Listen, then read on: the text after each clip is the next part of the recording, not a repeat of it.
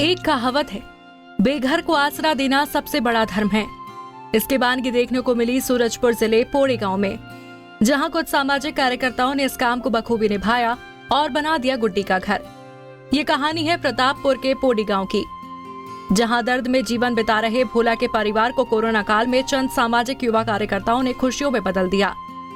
दरअसल भोला दिव्यांग है, जिसे आंखों से कम दिखता है। ग्रामीण बताते हैं कि भोला की किस्मत शुरू से ही खराब थी। शादी के बाद भोला को परिवार ने बेघर कर दिया। भोला किसी तरह अपने परिवार के साथ खुले आसमान के नीचे कुटिया बनाकर जिंदगी बिता रहा था। एक दिव्यांग ने दूसरे दिव्यांग की मदद के लिए अपनी 1 डिसमिल जमीन दान कर दी और सामाजिक कार्यकर्ताओं ने चंदा और श्रमदान कर गुड्डी का घर बना दिया। गौरतलब है कि भोला की 6 साल की छोटी बेटी मानसिक रूप से कमजोर थी, जिसका नाम गुड्डी था।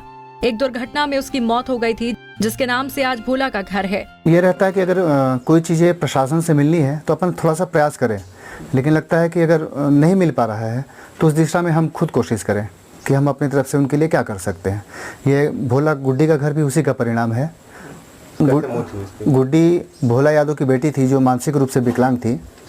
बदकिस्मती से जब घर का काम चालू हुआ, उसी समय एक पानी के गड्ढे में डूब के उसकी मौत हो गई। वो परिवार के लिए तो पीड़ादायक था ही, हम लोगों के लिए भी बहुत ज़्यादा पीड़ादायक था। और उसकी मौत के बाद जब घर पूरा हुआ तो दिमाग में आया कि घर उसी को समर्पित किया जाए।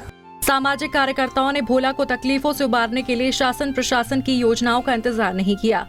कोरोना काल में भोला के घर के लिए हाथ बढ़ाया और देखते ही देखते कई युवा भोला के घर के मुहिम में जुटते चले गए और तैयार हो गया गुड्डी का घर। भैया ये इसका परिस्थिति हो जाएगी। इसका घर देखने में ऐसा लग रहा था कभी इसके यहाँ बड़ा घटना हो सकता है। छोटा मकान था, जर्जर हो चुका था। इस चीज़ को लेके इसको कोई शासन प्रशासन के ऊपर ध्यान नहीं दे रहा है, तो अपने तरफ से इसका मकान के लिए जगह मैं दे दूं तो मैं भी इसके ओर रह जाऊंगा कि कुछ किया अपने दिल में, अपने जीवन में कुछ मैं भी।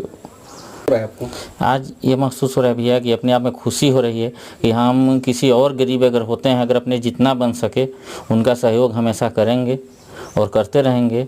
शासन प्रशासन के ऊपर आश्रित रहने से हर काम नहीं हो पाता है भैया।